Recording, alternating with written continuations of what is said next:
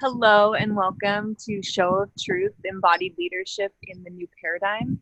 I am here interviewing Lawrence Lanoff, who is an amazing, uh, he's amazing many things, but today I'm going to interview him on the topic of prosperity and what is prosperity and pick his brain a little bit and his heart and his mind and body a little bit about what prosperity means to him and how we can all access prosperity.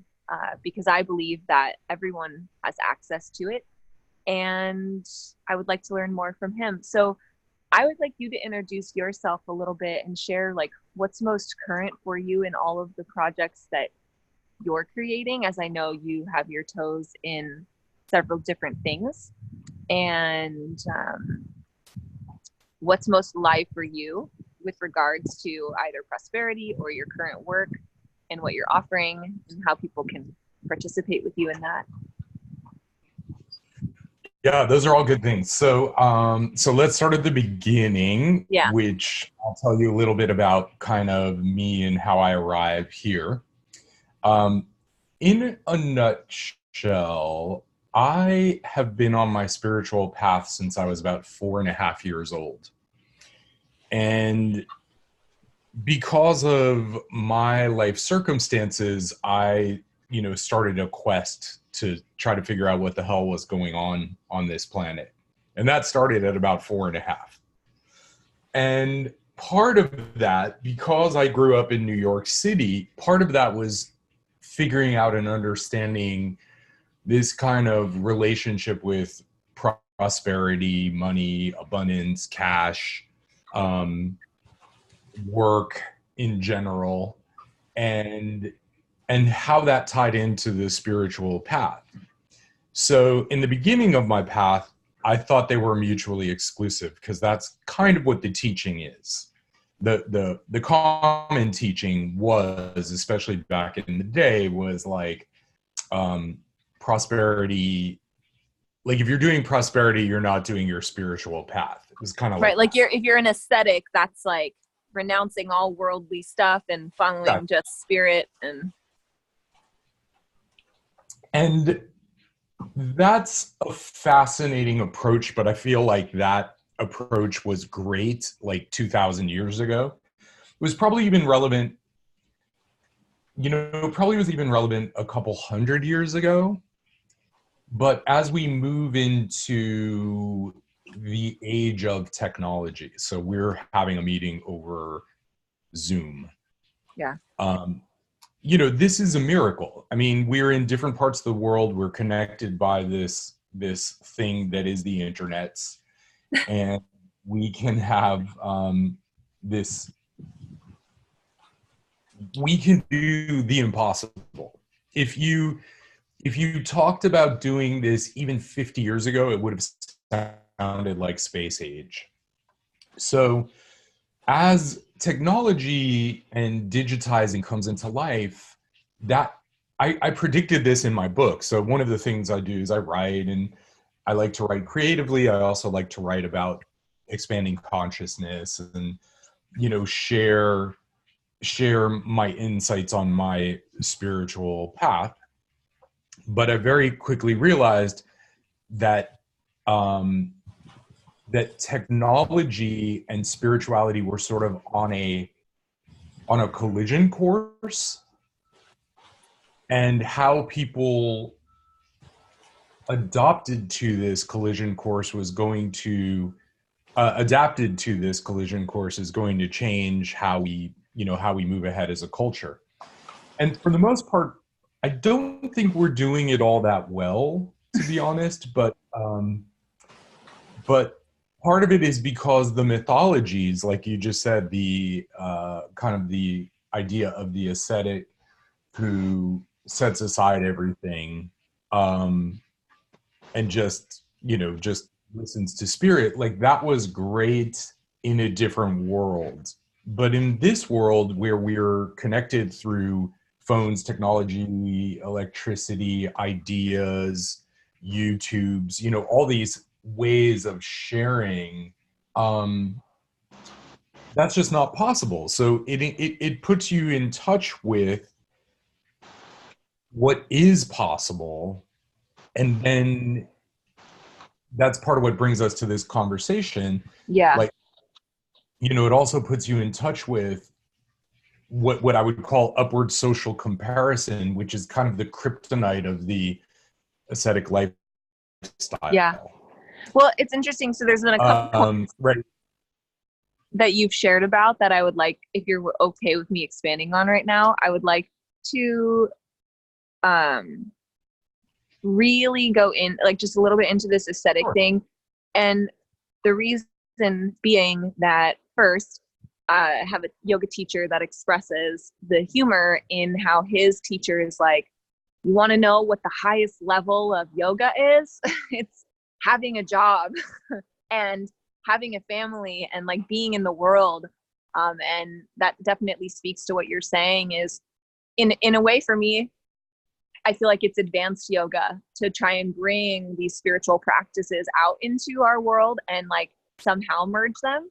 So I understand why people might be doing, quote, poorly in this. And in my own journey, I focused on the spiritual qualities as things I wanted more of. So in all of my planning and what I was creating for the future as a child and up until very recently has been, I'm going to cultivate these qualities like unconditional love, inner peace, resiliency, trust, devotion, bliss, joy, ecstasy. And I thought in my ignorance that having these spiritual qualities was almost more benevolent than seeking money, and that as a direct association, if I followed these qualities, that I would inherently have financial prosperity. And I will be an attest to that that's not actually how it works. And I'm wanting to hear a little bit of wisdom for you on how it doesn't necessarily, like, money is its own thing. Money is its own frequency.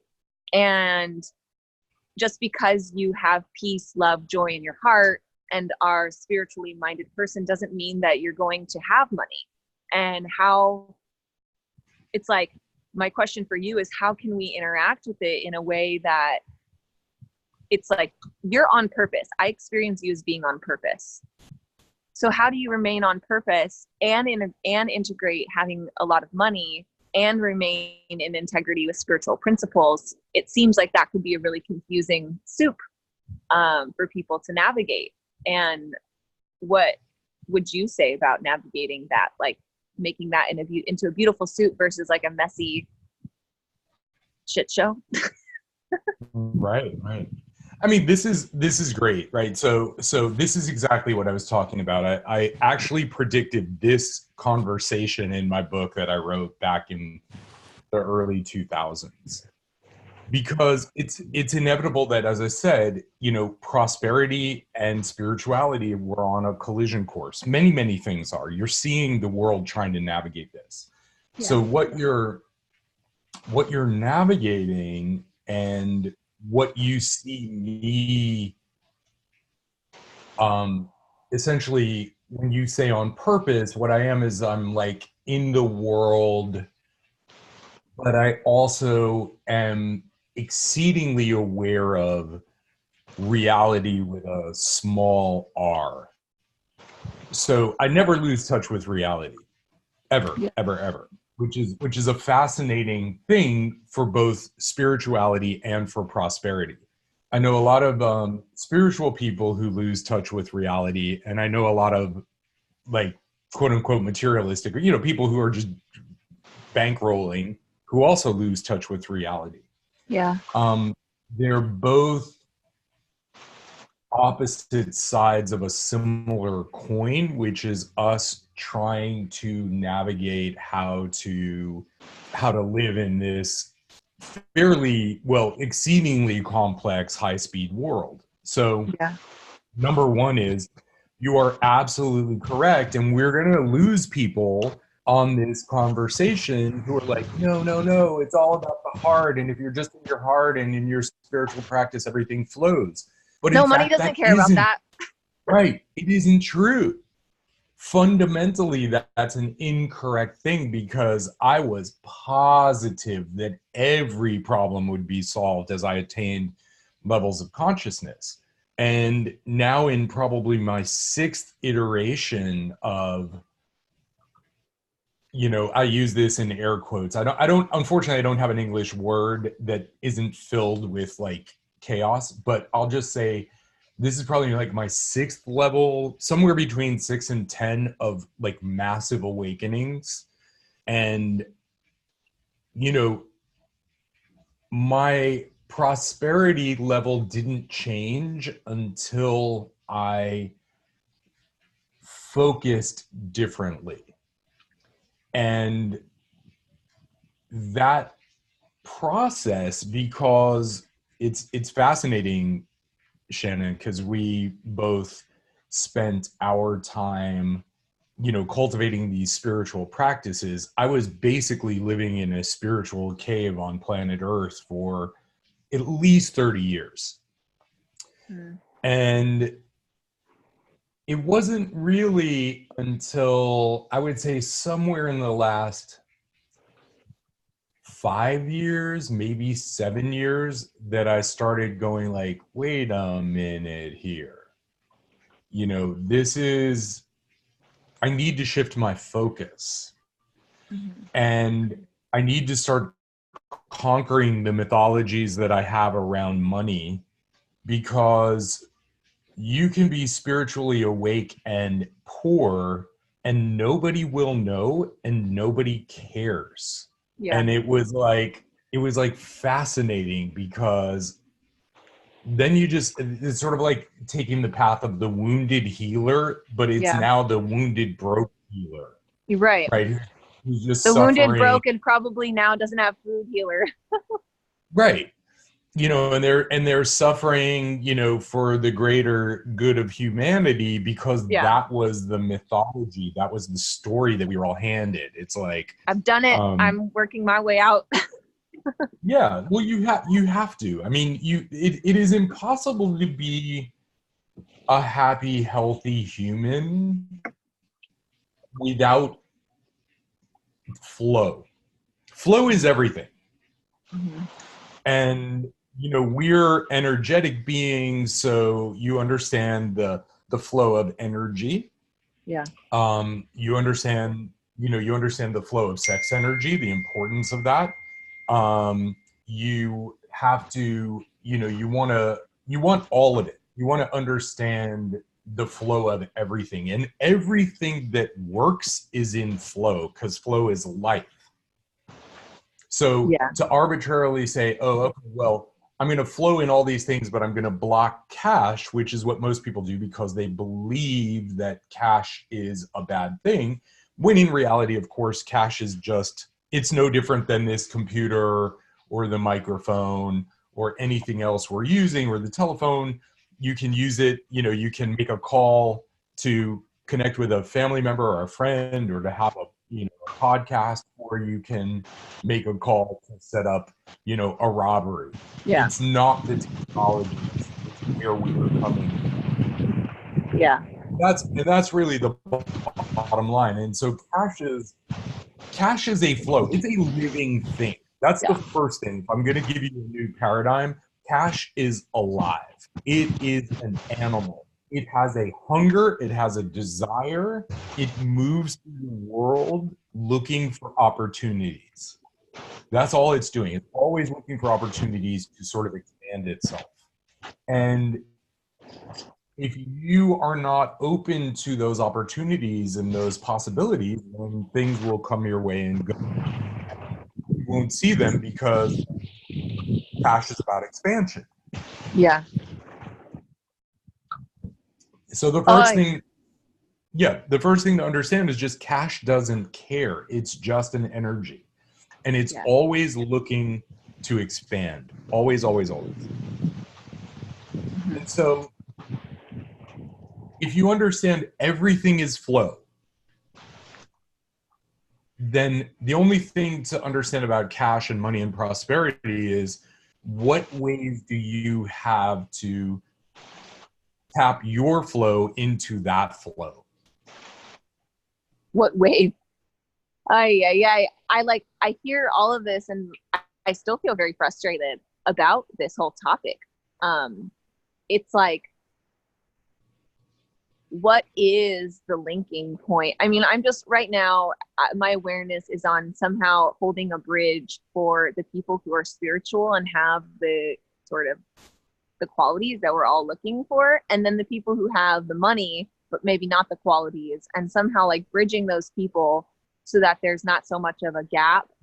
And I know that's what's like happening right now, and there's this like resolution that's taking place as far as what is power, how do we use our power, what is like sort of value system. And I know, at least in my life and a lot of my friends' lives, we're all actively questioning these things to see how we can affect positive change, because like stuff's just not working. So in that, like understanding that, okay, money has been used by people that don't necessarily care about other people, or are doing things with the money that exploits the earth's resources, etc. So I myself personally want to have more money than I do for actually the purpose of funding things changing on the planet. Sure. And, that would require like a substantial amount of money at, sure. At any one given amount of time. And I know it's not just me, but it's also in others that I've seen that are spiritual or healers or wanting to make a difference, that there's this like threshold that has to be crossed of, okay, I know how to make money doing what I did before. I know how to make money, but how do I make money while what's been revealed to me is this new set of standards and a new trajectory of what I feel like is in integrity. And it's kind of confusing because the way I used to make money is out of integrity with a lot of my values now. So how can that bridge be like, that gap be bridged more in the, like, because I'm sure you understand what I'm saying with regards to, sure. Yeah, for sure. Having had ways of making money that might have been easy, but now there's like a change of heart and a change of mind and body. And so those avenues aren't really desired anymore, but money is still desired. So how does someone find that new flow amidst the still transforming self? Like that's kind of a question I've seen a lot, and a tension point I see a lot for people. For sure. I mean, that's going to be a common thing with anything in life, if that makes any sense.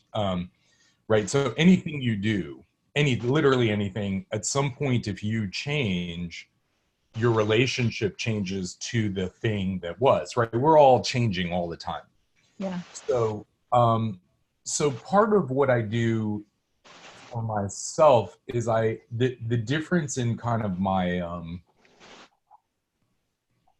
approach now is to use the energy that I am in and have cultivated, what we would call spiritual energy, but focusing the flow of that energy on the expansion of cash specifically.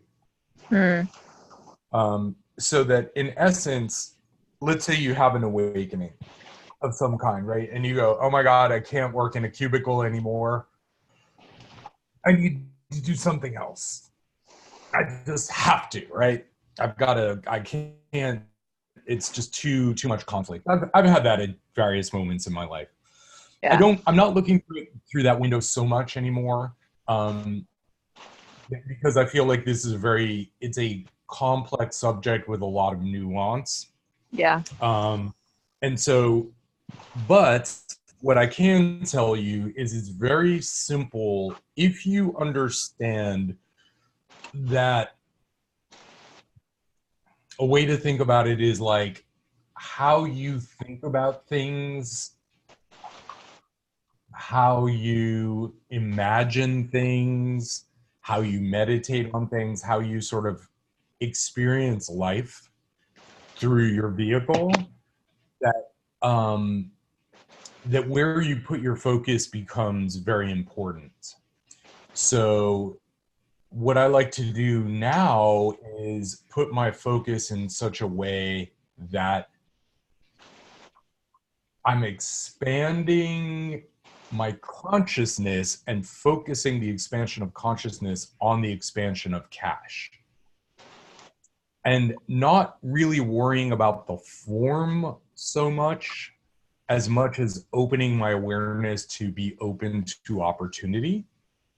And if you're if you come from a traditionally spiritual background, that in itself is a revelation. Just that one idea, right? Just, wait, I can take my expanded awareness and shift it towards cash and I'm not going to go to hell, what? Or go to the bardo. And as you start to understand those more complex thoughts, what you're doing in essence is opening your consciousness to possibility. So I don't think there is a path to what you're talking about, but rather there's an expansion of awareness and consciousness into the physical world that still allows you to be based in who you are at your core. Yeah. I'm expanding my consciousness right now. Beautiful. Yeah, as you should. I mean, I do this every day because and the other thing we have to do and we have to share with people listening to this is like really the idea of just total forgiveness for all the stuff you got wrong to this point. And when I say wrong, I don't mean morally wrong. I just mean incorrect. Like you had an incorrect map, and that incorrect map causes a lot of pain. Like, believe it, I remember early on in my spiritual path, I had this incredible jacket that I had bought with my hard-earned money, and I was like 19 years old, and it's just this beautiful jacket that I loved. And it was like this Italian super duper special leather, awesome, amazing. And I remember I was heading to at that time I was heading to Oregon to hang out with Bhagwan Sri Rajneesh. And I remember one of the sannyasin at the time was like, you're going to have to give all that stuff up. And I felt so conflicted and so ashamed about all that, just having to let go of everything. And I realized that now, of course, looking back, of course they wanted me to give it up because they wanted to continue to fund their venture. So I was to sell everything and give them the proceeds. And, when I look back at that, it's just hilarious. The magic trick was right there, right? Which is, we're more spiritually evolved than you, so give us your money. And it's kind of cute when you look back now, like you have the wrong map and make decisions based on that incorrect map. But then those decisions cause a lot of pain and suffering for individuals and families. I've watched people destroy their families doing that kind of stuff. So there is this level of forgiveness that we have to have. You can't move ahead without this almost a total forgiveness. I mean, it is a total forgiveness.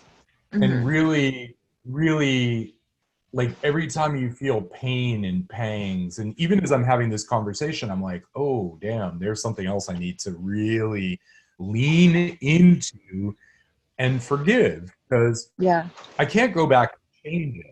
Carrying it with me isn't what I want, because I love to stay in, elevated ecstatic states of consciousness. Yeah.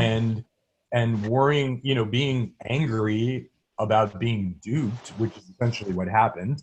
That doesn't make sense, right? Because it's like that's something that happened long ago. I don't want to. Why am I carrying that now? Yeah. But you carry it now because your mind thinks that, oh, if I'm still angry about this, it's going to protect it from happening in the future, or it's going to, somehow change the past, because the mind has no sense of time. So it's just like, yeah, I'll be angry now, and that anger will somehow change the past, which of course it can't, but it doesn't know that. So the balance is, in essence, you have to be the butterfly and the worm in essence, the caterpillar, and shed everything. Yeah. Everything. Just like, yep, that didn't work. Boom. Yeah, I messed that up. Yeah, I got that wrong. Yeah. All of that goes away. Yeah. So you Yeah. have space to cultivate more of what you want. And that is really where people get into trouble. Because instead of letting go, they hold on, and then the attention is on the hurt instead of what they want. Mm-hmm. And that's our dilemma. That's always our dilemma. Yeah. We're always that. Yeah. Yeah, I'm noticing my mind's doing that right now even. Yeah. I'm also like, yeah, it's kind of actually better for the ones that, it's totally not true, but the ones who knew how to make money and then became spiritual after, they still know how to make money. Versus like the path I took was not really ever learning how to make money and just going straight for spirituality, and then reaching states of enlightenment, and then realizing like at some point, I think I need to just focus on money now, because this isn't like this magical potion of spiritual enlightenment to translate to money isn't necessarily like direct. I was like, right. Oh, the enlightening path of doing my best to stay equanimous amidst attempting to have more money. Right. And I noticed when I was expanding in my consciousness could expand, and I had this experience of expanding consciousness. But then when I went to sort of channeling that energy into more expansion of money, it actually was, there's blocks there. Like my mind's hijacking it. And so more work is to be done. Yeah. I mean, there's always more. There's no magic pill. Yeah. There's no magic pill. But the closest thing I have to magic is change your mind. Yeah. Be focusing like if you open your consciousness to that money is not moral, right? It's not a moral, you can use anything for anything. So if you can take that idea in, we're good. If you can't, and you're in the morality of it, then it still becomes a problem. Mm-hmm. And so we want to kind of move beyond morality. So it's more like, okay, I'm freeing myself of my past limited thinking, so I am more open to future possibility. And really, that's what this is about. It's not that we, it's not necessarily that we chose a spiritual path on our path.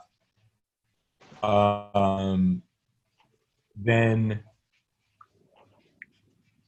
it's more that we closed the door to the other thing because of our belief in immorality. Mm-hmm. or action. So if you can expand your mind to the point of saying, well, it's no different. You can use a phone in 100,000 different, but in a billion different ways. Some of those will be bad for some people, but if you don't use the phone, you're out of the game completely. You're not even in the game. Right. So it's learning to live more nuanced, and then kind of release whatever beliefs were of the past, and then step into being open to the ways in which money can come to you in ways that are more in alignment with how you want to live. That's really it's like obviously easier said than done, but one of the steps is total forgiveness. You have to completely forgive everyone, everything, just bloop, and kind of you might have to do that for months. I mean, I'm doing some version of that every day. Yeah. because if we don't do that, then we're screwed. So forgiveness is really important. I thank you for that reminder. Um, get to my forgiveness practices. what's that? I said, get to my forgiveness practices. Right. Get to thy desk and thy phone and thy forgiveness. Right. Yeah, because then you can kind of start fresh and just be open. And really the secret to cash is being open. It's like turning your mind towards what are the opportunities, because cash is alive and it's always on the move. Yeah, and it likes to be shared and spread and It's played always with growing. and Absolutely. moving So and grooving. Yeah. So, well, I mean, so I hear from you like forgiveness, and I also know a little bit about you, and I know that I don't know if you call yourself this, but I would consider you some form of a yogi-ish type person. And I'm just going to distinguish a yogi to me is just someone who has regular practices of connecting with whatever you have at the all that is self, greater consciousness. For sure. Yeah. And the meat and bones of this would be, and this is like where I'm going to lose myself even, but is that I'm joking. It's really about just practicing being more aware and essentially forgiving that which is still tense and causing like disease, but also creating more expansion. So anything that brings about expansion would be like physical practices that bring you into a greater sense of relaxation in your body. I know that you teach that. Is there anything else that you do and that you practice and that you teach that is and not necessarily like what you might recommend everyone, because everyone has their own thing, but what are constants for you that you will never give up because you know that they're integral to having the life that you want? Right. So the constant is feeling good. What are you doing to optimize the way in which you move through the planet? So, the basics, really, this is what the yoga is all about. Yoga is about having your body be strong and supple to handle the kind of physical challenges of existence. So you need to be doing some physical practice, because that's just essential. That's essential to life. And again, everything, you got to come back to the idea of the telephone. You can make any kinds of calls with a mobile device. You can participate in awesome conversations or crappy conversations. And that really is about you. So it's not about the device. And so we have to, a yoga practice can be awful. I've been to yoga classes where I literally want to vomit on my way out because they were just so aggressive and offensive, and people just so righteous, and there's that. And then there's the class where it's like, hey, let's bend over and breathe and kind of do this together. And so I feel like that's all about our own flow. So forgiveness is about creating space and then filling that space with what you want. Health, right? Health is about, that's the only purpose for forgiveness. You're clearing you're just like, I'm letting that go, so I can bring in what I want and therefore focus my consciousness, my awareness, my flow on what I want.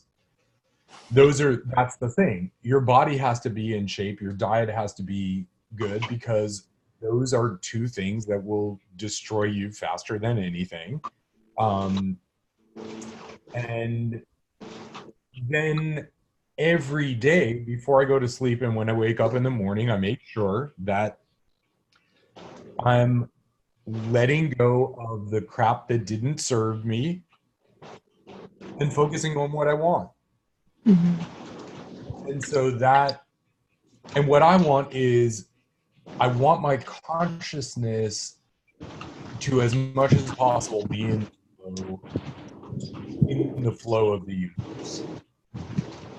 I think you said be in alignment with the flow of the universe. Yes. Yeah. Yeah. I want that too. Yeah. So I know no matter what, whatever my financial situation is, no matter what, I want my consciousness in a state of flow, openness, suppleness, and expansion. And people always think I'm younger than I am, because like my energy and consciousness, man, it's supple. It's like boom, drop it, new thing, fast. I'm not holding on to anything. It's always like, what's next? What's the other thing? And the places where I am holding on to things are going to be places where I still believe in scarcity. So in order to believe in prosperity, the paradox is you need to believe in prosperity. Right? It's like there's a lot of people who don't believe in prosperity who are trying to get to prosperity. So you got to believe in it, and what does it mean to believe in it? It's just, I'm open. Yeah. Well, It's I mean, sometimes for me, it's been even just like being able to, okay, I recognize prosperity is a thing, or not even is a thing, but I recognize prosperity in other people. Sometimes I haven't had the ability to like recognize my own quote prosperity, but I've had the ability to look out into the world and see individuals like yourself who are vibrating at a certain resonance that to me symbolizes prosperity. And so when I see you do it, which is why you're here, it's like, how did you do it? I know it's possible, and I'm gonna inquire with you about that, because I know it's not as abstract as my mind can make it. It's not something that's out of my reach. It doesn't mean that I'm not worthy because I don't have it, or whatever things might be, narratives might be going on. So I'm tethering this interview to you because of, I see that you have embodied prosperity. Totally. And to me, what that means for me, I'll just define that. So for anyone who's watching, because I know we all have different definitions of that, is that you are wealthy in your sense of calm, peace, integrity, passion, vitality, health, many more things, and also experience a sense of liberation in your relation and ease and abundance with regards to your monetary flow as well. So those things are integrated in your life, and you experience pleasure in both of them. And so that to me is prosperity. It's not so much about the amount, but that's a perfect definition. It's really, it isn't about the amount. Yeah. So here's another way to think about it. All humans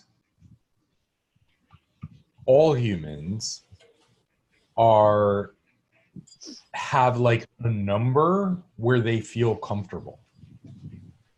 So, and that number is just the idea that, with X dollars, I'm good. I'm fine, right? So if I know, let's just say randomly, just picking a number, if I make 5K a month, and that's just kind of flowing in through stuff that I love to do, or through sessions or whatever, whatever it is, that 5K, there is no difference between that person who has the 5K flowing in and the billionaire, honestly. Yeah. Fundamentally, it's just the flow of money flowing.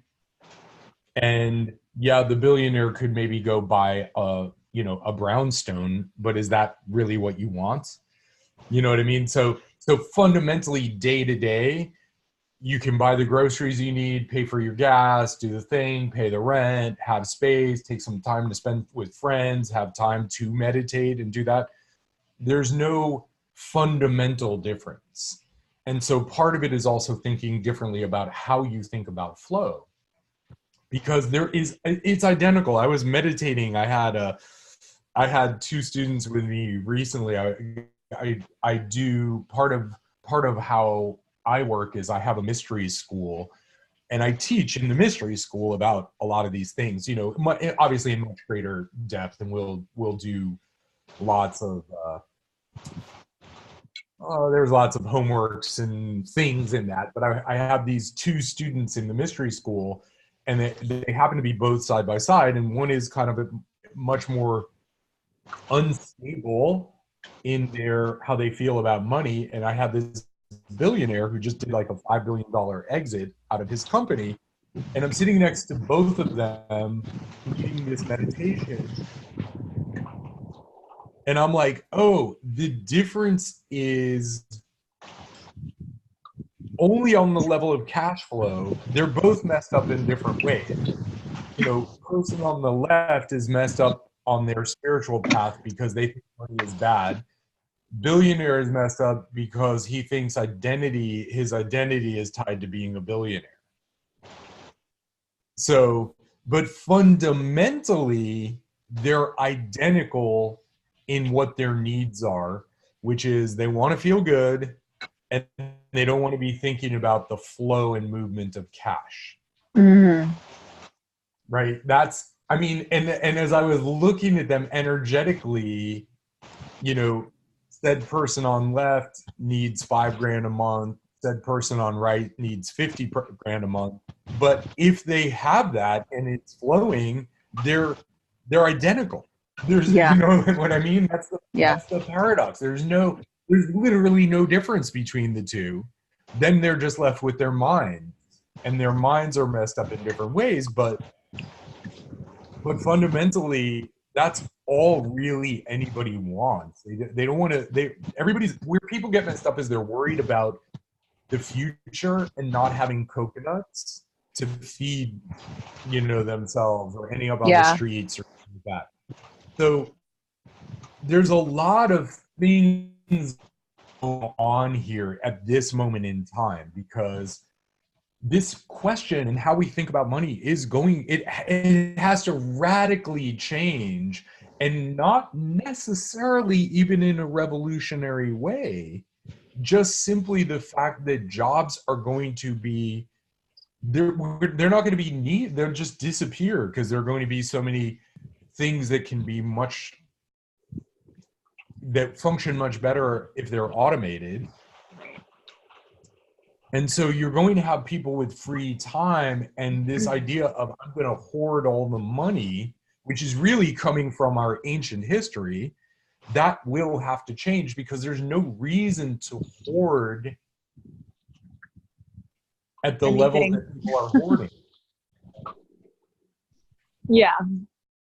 There's just no reason. So now we will have to figure things out where what happens if, for example, there's a UBI, a universal basic income, or something where people are just not worrying about that $5,000 coming in, let's say. What do they do? Because creativity, human creativity, is locked up in the 9 to 5 work hard and suffer paradigm. And if we're in that paradigm, we will never solve problems of climate change and UBIs and all of the social media and all this stuff. This stuff has to be done in an entirely different way. And that's the part that the old paradigm of hoarding your coconuts was keeping us from. And that has to change, because the problem with hoarding your coconuts is you hoard them and then you die and you haven't spent anything and you haven't done any good to help anything. So then you're just kind of an asshole who has a bunch of coconuts. And what does that get you? Yeah. So that's the transition we're in. You know, and I don't know how long that's going to take, but we have more than enough wealth, more than enough food. There's problems to solve. Water is going to be a huge problem to solve. Climate change, huge problem to solve. There's probably, you know, there's probably problems to solve that we don't even know are problems yet. I'm Yeah. sure there are, you know. So all of that stuff has to be unleashed. But the old paradigm that we were talking about was just like, keep your nose to the grindstone, you know, get married, white picket fence, nose to the grindstone, have kids, live together, live a good life, die, go get your rewards in heaven. But that mythology, technology has kind of wiped that mythology out. So that's kind of really the social crisis we're in. And you're only just seeing the very beginning of it. So it's important for us to have these conversations because it's not a question of spiritual versus material. It's a question of human beings finding purpose, meaning, clarity, a way to live in harmony and in abundance. Yeah. While honoring the fact that no, not everybody is going to believe what you believe, which is fine by me. I don't care. But Yeah. but don't put your psychological poo on my plate. Yeah. You And do me. and the evolution of spirituality is that if you have less than you need, you're actually, it's not necessarily helping anyone or anybody or anything. And that's, for me at least, the transition into this new paradigm of leadership is coming from a sense of and a knowingness of sovereignty, and like how we are all really self-responsible for creating what we want to see in the world. And that's part of the intention of having this call, this interview, this series, because it's going to take each individual deciding what is that transformation personal for themselves, and then to just do that so much so that it will eventually become an extension to others. But I just think that suffering in the light of, oh, I'm suffering for us all kind of thing is like an old outdated form of spiritual devotion. And this is me just making ideas and statements, but I just see that going out in the cave and being alone and isolated from the world is less common nowadays as a way of service and like spiritual attainment. And it's more practical to learn how to be forgiving, accepting, compassionate, supple, strong, while being in the world and Exactly. exploring its challenges and finding new, more innovative ways of being human. Yep. Lawrence, is there anything, I heard you said mystery school, which that's really awesome. I know you teach at retreats and you do a lot of different teaching. So is there anything about how you're currently supporting others that you feel like you want to share? Any recent or relevant works that people can participate in with you? It's actually, I mean, it's more, it's not necessarily intentional, but I think what I'm doing tends to speak to the few, not the many. Because it's pretty intensive things that I like exploring, and they're things that are very outside of the box of sort of standard thinking. Yeah. i.e. it's around spirituality or around materialism or sexuality or whatever. And so my mystery school which is really what I'm excited about. It's a nonprofit that I've been, have been putting together for quite a long time.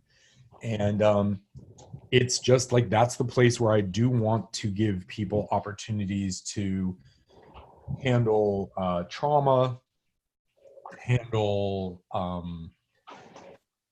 shifting and rearranging their brain around things. So ultimately I'm working towards creating the balance between technology and spiritual practice, and utilizing the best of all the things we have available to change our brains and our minds for a better, more connected, empowered life.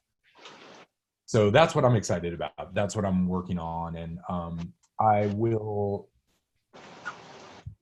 I do videos that'll appear on YouTube, or let's say Insta, and I'll also do calls, like from time to time, for people to just come and meditate and kind of clear space. So there's no easy way to there's like no easy way to necessarily participate with what I'm doing. Okay. But if somebody's interested, you could always email or connect through my website or whatever. And as I'm a little bit like a mad shaman, not paying as much attention to technology as I probably should, but I just can't. So unfortunately, as you know, it's kind of like people really have to track me down. Yeah. And it's just because like I want to find the people that are really really like. So if I'm really, really interested in your mystery school and I'm super dedicated, I'll track you down. And if I'm interested in just like poking around more, I can find some YouTube videos of you. Exactly. That's right. Sharing some stuff. Lot of YouTube. A lot of YouTube. You do have social media contacts, but we may get to experience fairy dust responses from you or not. Exactly. Based on where you are in the world and all the other things you're doing too. Yeah. So that's the most concise that anybody has ever. So thank you for nailing that. That is 100% true. And that's okay. I like your fairy dust, and I'm really grateful that you've shared some of your fairy dust here with us, whoever is watching, and myself, and all the relevant fairy dust links will be provided for you. And is there anything you want to say before ending it? This has been really powerful for me, and I will be digesting it. Here's what I have to say. Let's really summarize a technique. Okay. Before we go. Number one, get into a meditative state, whatever works for you. I typically like to do it first thing in the morning as I'm waking up, last thing at night before I go to sleep. Get into a meditative state. Be at least willing to forgive and release everyone and everything that has come along to screw you on your path. Right? So we kind of want to really just let go of all the stuck, sticky places, because that's not who you are anyway. So if it's not who you are, then you might as well let it go. So you let that go through forgiveness, blessing, releasing, whatever. That then creates space, which you then focus this new, creative, prosperous, energized, empowered energy on and with. And so you forgive and release to let go and create space. You then focus on what you want and fill that space with what you want, and then let it go. So what you're really doing is you're cultivating states of consciousness that include prosperity and abundance and all the things that you want. And that's the beauty of the exercise that I will leave you with. And then, if you're doing that on a regular basis over the course of 90 days, your consciousness will change. You will change the way you relate to all of it. And you got to be, the only thing I'll tell you is you got to be consistent, but do it for yourself. You'll see You're just consistent, not in a moral way, but just in the way of like understanding that if I really start to work the muscle of my thinking that includes abundance and prosperity, and I'm willing to let go all the stuff that didn't serve me and doesn't serve me, those two things will create a new sort of petri dish of your psyche. And then you'll see what to do from there. But it's hard to get there if dragging your past along.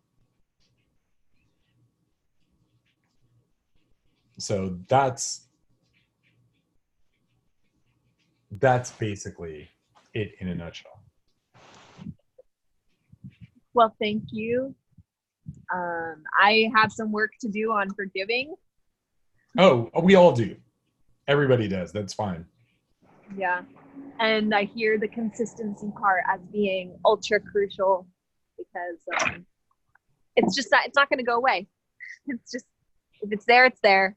And it's going to be there until we forgive it and release it. So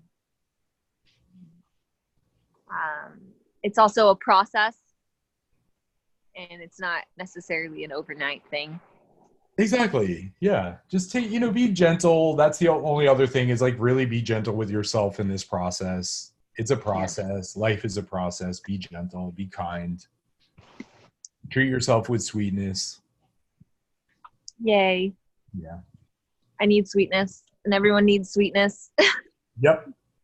Yes, we do. So there you go. So thank you so much, though, for inviting me. This has been great. Always a pleasure.